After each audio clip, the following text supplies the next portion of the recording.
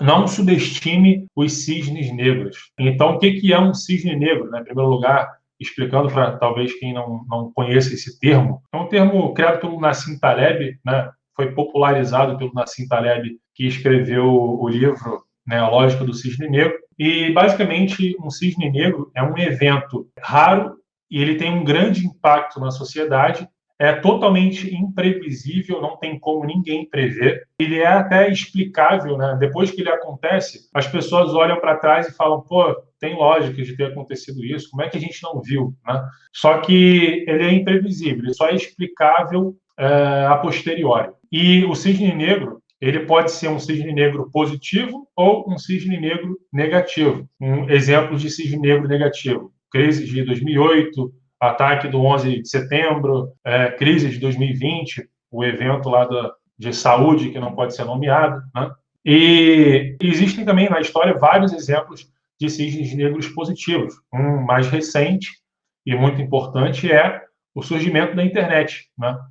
Então, ou seja, é um evento que impacta de forma exponencial a sociedade. A internet impactou positivamente de forma exponencial a sociedade. Né? Então, a gente tem um nível de desenvolvimento tecnológico hoje e tudo que a gente faz hoje está em volta disso, né? Que é a internet, que foi uma coisa que começou a ser utilizada em massa há 25, 30 anos atrás.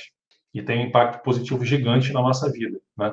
E outros eventos têm um impacto negativo. Então, cisne negro é isso. Né? E a gente deve sempre estar preparado para os cisnes negros, porque eles são imprevisíveis, mas uma coisa que a gente sabe é que eles acontecem vez ou outra. Né? De vez em quando acontece um cisne negro. Então, por exemplo, uma coisa importante de pontuar com relação a isso. Né? De 2018 até 2020, o volume de entradas de pessoas físicas na Bolsa Brasileira foi recorde.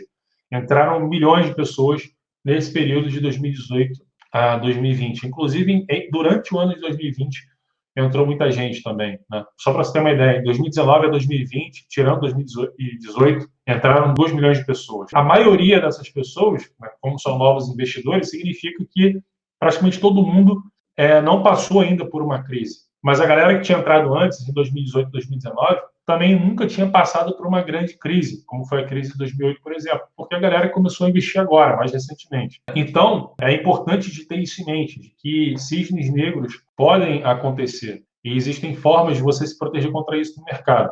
A crise de 2020 foi um cisne negro.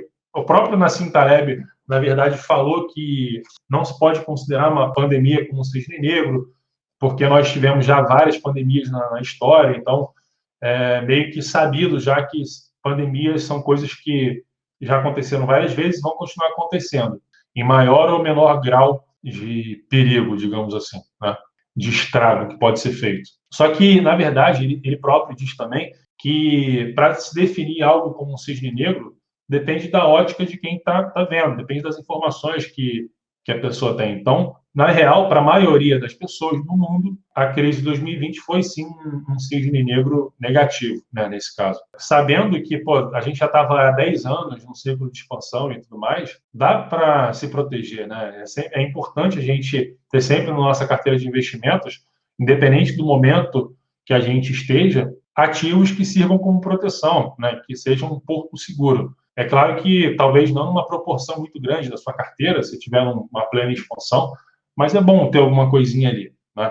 Não subestime os sinais dos ciclos econômicos. Então, até em linha com essa questão do cisne negro, né? Mas aqui não é no caso, o ciclo econômico ele não é um cisne negro, porque ele tem um grau de previsibilidade maior, né? Ou seja, ele tem, na verdade, algum grau de previsibilidade, enquanto o cisne negro não tem nenhum grau de previsibilidade. Por que é importante tomar isso como lição, né? Não subestimar os sinais dos ciclos econômicos, ou, resumindo, não subestimar os ciclos econômicos. Porque, ao longo desse período de alta das bolsas, né, a gente passou por um ciclo de expansão muito grande, né, de 2009 até 2020, foi o maior ciclo de expansão econômico da história, né, pelo menos da história documentada, recente, moderna. Isso é um resultado de um grande mercado de alta. Né? Todo mundo vira especialista em investimentos, todo mundo ganha dinheiro, porque pô, é só você está tudo subindo, é só você comprar qualquer coisa,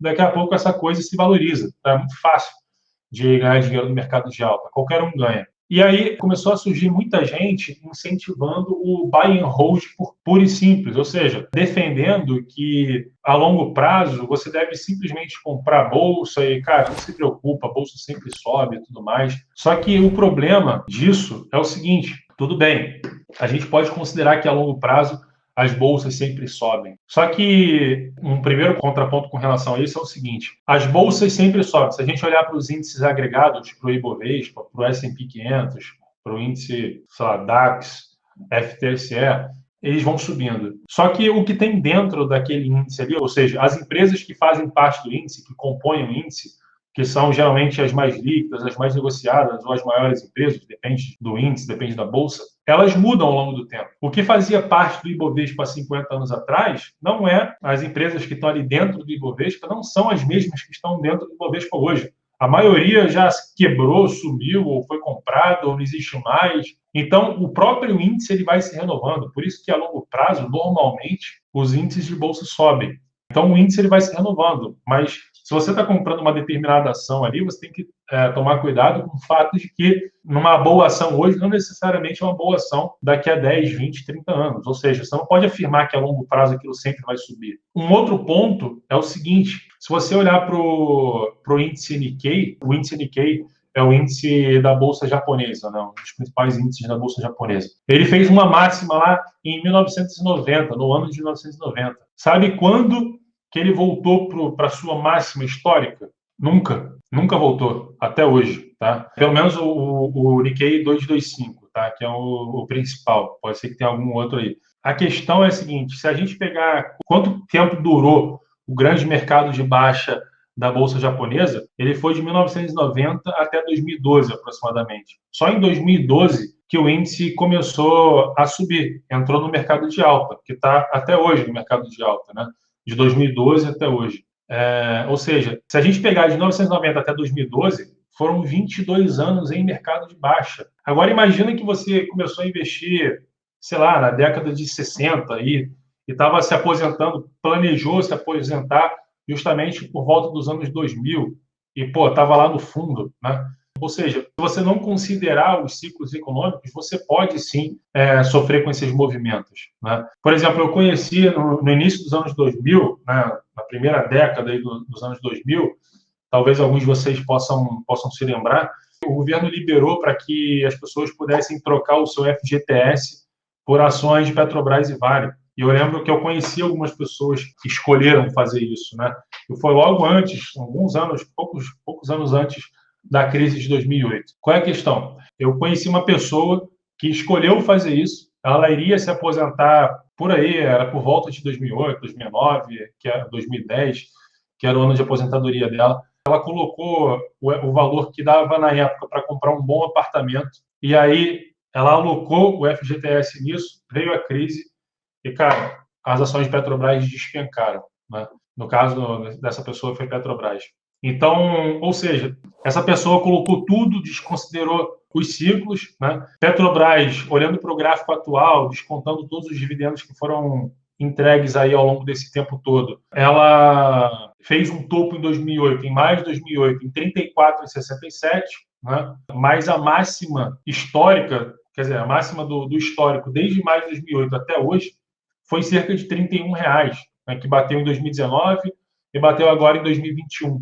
Ou seja, nunca mais a Petrobras voltou para aquele mesmo patamar de R$ 34 que estava lá, considerando o preço atualizado, descontando dividendos e tudo mais. Então, ou seja, se o cara precisou esperar, só 10 anos depois que ele teria conseguido recuperar o valor principal, recuperar mais ou menos, né? Porque chegou em 31 e estava 34, enfim.